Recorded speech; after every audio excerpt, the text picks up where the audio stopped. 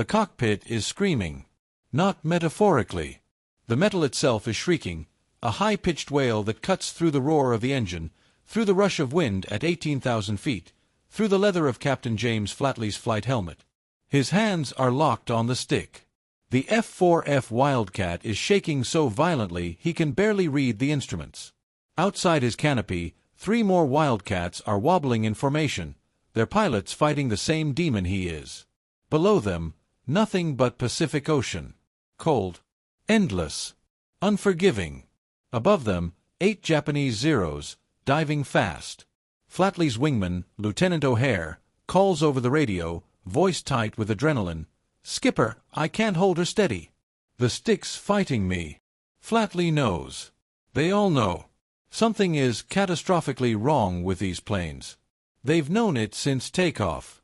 The Navy sent them up anyway. Orders are orders. And now, 200 miles from the carrier, with enemy fighters inbound and fuel burning fast, they're about to pay the price for a design flaw no one wanted to admit existed.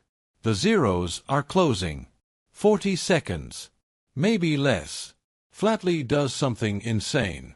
Something that violates every rule of aerial combat, every instinct drilled into him at Pensacola. He pulls the throttle back. Not forward, back. He slows down. Deliberately. In the middle of a dogfight. His wingmen think he's lost his mind.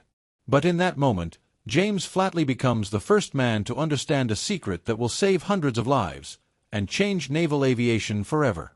What did he discover? And why had no one else survived long enough to figure it out? December 1941. The world is burning. Pearl Harbor is still smoldering. The American Pacific Fleet is crippled.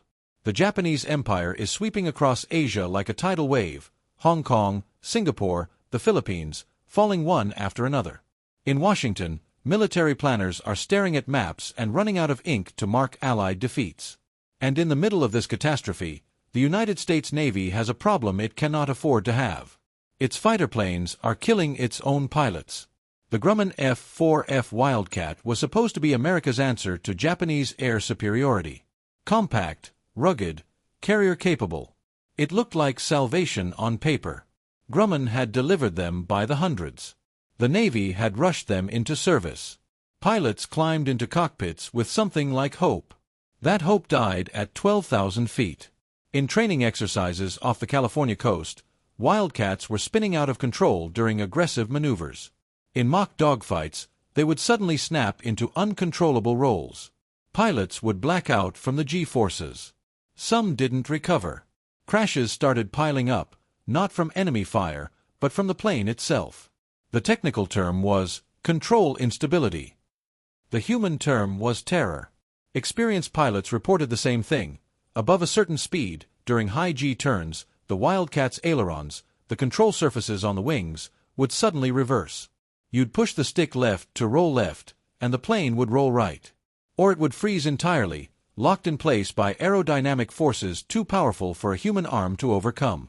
It was like driving a car where the steering wheel randomly stopped working. At 300 miles per hour. In 3 dimensions. While someone was shooting at you. Grumman engineers ran tests. They tweaked the aileron cables. They adjusted the control linkages. They recalculated the wing loading. Nothing worked. The problem was aerodynamic, fundamental to the design, and fixing it would require a complete redesign of the wing structure. That would take months. Maybe a year. The Navy didn't have months. It barely had weeks. So a decision was made at the highest levels. Deploy them anyway. Send the Wildcats to the Pacific. Send them to carriers. Send them into combat. Hope the pilots figure it out. Hope the problem doesn't show up in actual combat conditions. Hope the Japanese don't exploit it. Hope. It was a terrible plan. It was the only plan they had. By early 1942, hundreds of F-4F Wildcats were operational aboard carriers like the Lexington, the Yorktown, and the Enterprise. Their pilots were young, undertrained, and flying machines that could betray them at any moment.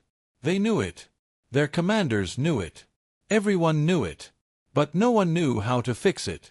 And then, 200 miles west of Rabaul, in the skies above the Coral Sea, A 29-year-old fighter squadron commander named James Flatley found himself in exactly the wrong situation to test a theory. Or exactly the right one. The first combat reports came back confused. Pilots would land back on the carrier, adrenaline still pumping, hands shaking as they climbed out of cockpits. The debriefings were chaotic. Words tumbled out. I had him lined up, clean shot, but the plane wouldn't turn. I tried to follow him into the dive, but the stick locked up. I thought I was hit. Something grabbed the controls. I almost blacked out trying to pull out. Intelligence officers took notes. They filed reports. They sent them up the chain of command. But the reports didn't make sense. Wildcats weren't being shot down. They were losing dogfights they should have won. Pilots were returning with full ammo loads, unscratched paint, and stories of helplessness. The Zeros weren't faster. They weren't more maneuverable. But they were winning.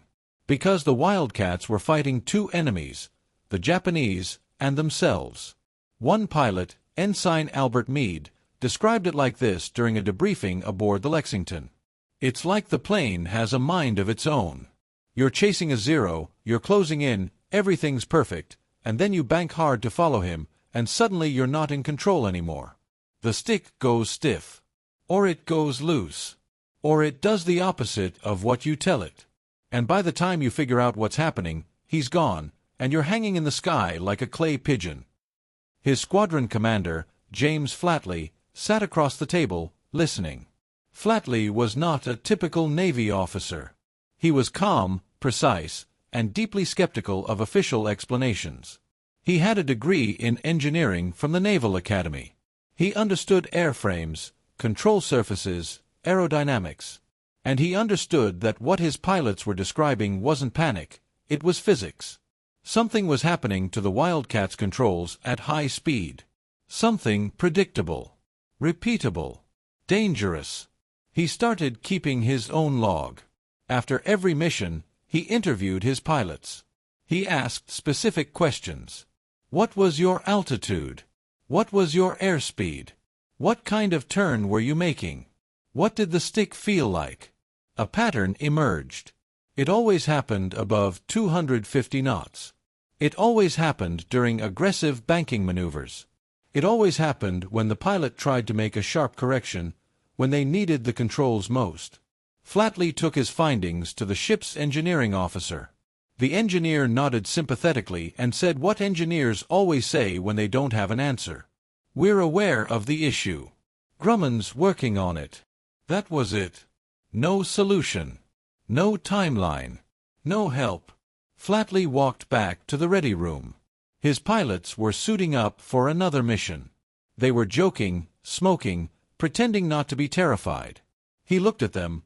Boys, really, most of them barely old enough to vote, and he realized something awful. If he didn't figure this out, they were going to die. Not from enemy fire. From their own machines. James Flatley was born in Iowa, 1906. Son of a railroad worker. Quiet kid. Smart. Obsessed with how things worked. He built radios from scratch. He took apart his father's tractor and put it back together, better. At 16, he watched a barnstormer land in a cornfield and thought, I want to do that. He got his appointment to Annapolis.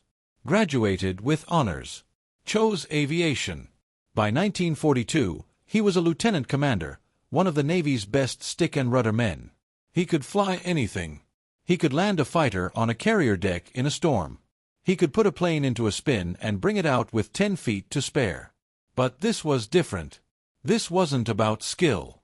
This was about understanding a flaw so fundamental that skill couldn't compensate for it. So he did what engineers do. He tested. Not in a lab. Not with wind tunnels and slide rules. He tested in the air, alone, where a mistake would kill him. After a routine patrol, Flatley took his Wildcat up to 15,000 feet. Empty sky. No Japanese. No witnesses. Just him and the machine. He pushed the throttle forward. Accelerated to 250 knots. Then 260. Then 270. He rolled into a hard left turn, pulled 3 GS, felt the stick go stiff. He forced it harder. The plane shuddered. The ailerons weren't responding. Or they were, just not the way they should. He released pressure. Throttled back. The stick loosened. Control returned. He did it again. Same result. Again. Same. He was replicating the problem. Deliberately.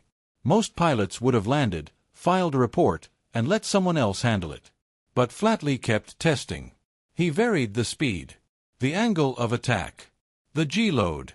He found the exact conditions where the Wildcat betrayed its pilot. And then he found something else. At lower speeds, below 230 knots, the ailerons worked fine. The plane was responsive, docile, predictable. It was only at high speed, under high G-load, that the aerodynamic forces overwhelmed the control surfaces. Which meant, if you slowed down before you turned, you kept control. It was counterintuitive. Every instinct in a dogfight screams, "Go faster." Speed is life. Speed is safety. Speed is how you survive. But in a Wildcat, speed was death. Flatley landed.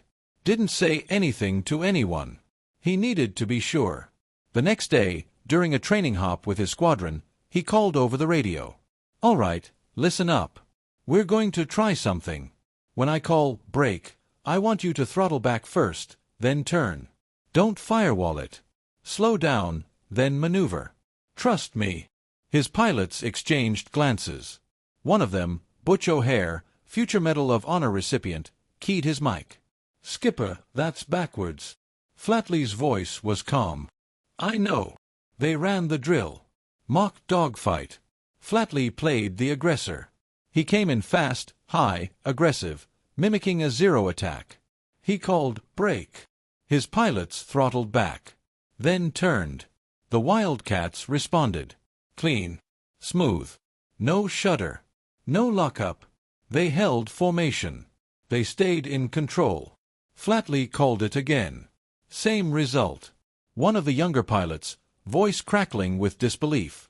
"Holy hell, Skipper. That actually works." Flatley didn't answer right away. He was watching his instruments. Watching his wingmen. Watching a squadron of flawed machines suddenly become flyable. Finally, "Yeah, it does." But proving it in practice was one thing. Proving it in combat, where hesitation means death, was another. Flatley wrote it all down. Not in official Navy jargon.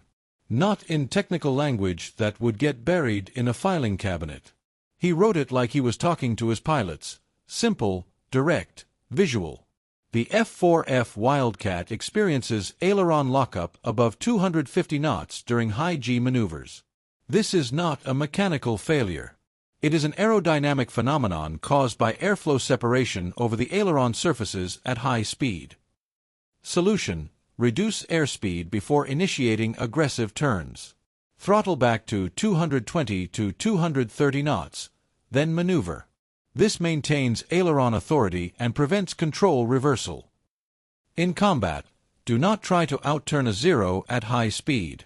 You will lose control. Instead, use energy management, throttle back, turn inside him, regain speed in the dive. He handed copies to every pilot in his squadron. Then he did something unusual. He called a meeting with the ship's air wing commander. Captain Frederick Sherman, a hard, pragmatic man, listened to Flatley's presentation. He looked at the notes. He asked the right questions. "Have you tested this under combat conditions?" "No, sir." "Do you have Grumman's approval?" "No, sir." "Do you have engineering data to back this up?" "No, sir." "Just flight tests and pilot reports." Sherman stared at him. Then he said, "If you're wrong, you'll kill your squadron." Flatley didn't blink. "If I'm right, I'll save them." Sherman thought about it. The Navy was losing pilots. Losing planes. Losing confidence. And here was a junior officer with a theory that violated conventional fighter tactics but made sense on paper. Sherman made a decision. "All right. Teach it. But make damn sure they understand. This is experimental. If it doesn't work, they revert to standard doctrine." Flatley nodded. But he knew, once his pilots flew this way, they'd never go back. February 20th, 1942. VF-42 launched from the Lexington to intercept a Japanese bomber formation near Bougainville. 9 Wildcats. James Flatley leading. They climbed through clouds, leveled off at 18,000 feet, and spotted the enemy. 17 bombers, escorted by 9 Zeros. The Zeros saw them too. They dove. Flatley's voice crackled over the radio. Remember, throttle back before you turn. Don't chase speed. Control the fight.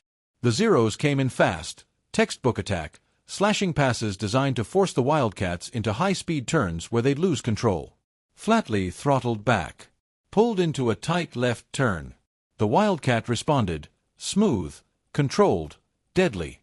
He rolled out, lined up a Zero, fired. Tracers walked across the Zero's fuselage. It smoked, wobbled, fell away. His wingmen did the same. Throttle back. Turn. Fire. The Zeros, confused, tried to exploit what they thought was hesitation. But the Wildcats weren't hesitating, they were managing. Every turn was deliberate. Every maneuver was controlled. Butch O'Hare, flying on Flatley's wing, shot down 2 Zeros in 4 minutes.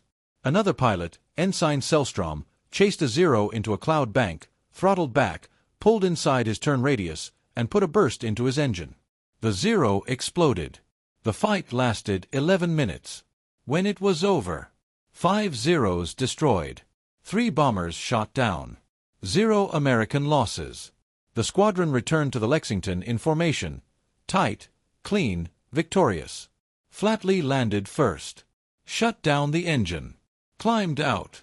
His plane captain, a grizzled mechanic named Eddie, looked at him and said, "Skipper, what the hell did you do out there?" Flatley smiled. Tired. Relieved. We flew the plane the way it wanted to be flown. Word spread fast.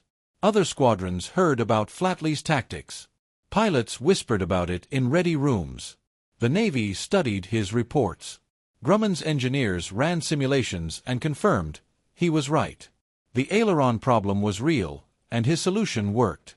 Within weeks, Flatley's technique was being taught at training bases across the country. Manuals were rewritten. Tactics were adjusted. The F-4F Wildcat, once considered fatally flawed, became one of the most effective carrier fighters of the war. Because one man refused to accept that the problem was unsolvable. James Flatley survived the war. He flew over 300 combat missions. Shot down 6 enemy aircraft. Earned the Navy Cross, the Distinguished Flying Cross, and the respect of every pilot who served under him. But his greatest contribution wasn't the planes he shot down. It was the pilots he saved. By the end of 1942, every Navy fighter squadron in the Pacific was using Flatley's energy management techniques. Pilots who would have died in uncontrollable spins, who would have been written off as lost to combat stress or pilot error, came home instead. Grumman eventually redesigned the Wildcat's ailerons, adding spring tabs and adjusting the control rigging. But the fix took months. In the meantime, Flatley's tactics kept pilots alive. After the war, he stayed in the Navy, rose to Rear Admiral, commanded carriers, mentored a generation of aviators. He never spoke much about the Coral Sea. When asked, he'd shrug and say, "I just paid attention." But his pilots knew better. One of them, Butch O'Hare, who became America's first naval ace of World War II, said it best. "Flatley didn't just teach us to fly. He taught us to think. And in a fighter plane, thinking is the difference between living and dying." Today, the F-4F Wildcat is remembered as a tough, reliable fighter. Museums display them. Airshows fly them. Historians praise them. But most people don't know that for the first 6 months of the war, they were death traps. And that one man's willingness to question, to test, to teach, turned them into lifesavers. There's a moment in every crisis where someone has to decide, do I accept the problem as unsolvable? Or do I refuse to let people die while I look for an answer? James Flatley chose the second path. Not because he was braver than other pilots. Not because he was smarter than Grumman's engineers. but because he understood something fundamental. Machines don't care about doctrine. They care about physics. And when you respect that, when you stop fighting the machine and start working with it, you unlock solutions no one thought possible. The F-4F Wildcat was never the best fighter plane of World War II. It wasn't the fastest, or the most heavily armed, or the most graceful. But in the hands of pilots who understood its limits, who learned to slow down when instinct screamed to speed up, it became something better than perfect. It became survivable. And in war, survival is everything. So the next time you face a problem that seems impossible, that everyone says can't be solved, remember James Flatley. Remember that sometimes, the answer isn't to fight harder. It's to fight smarter.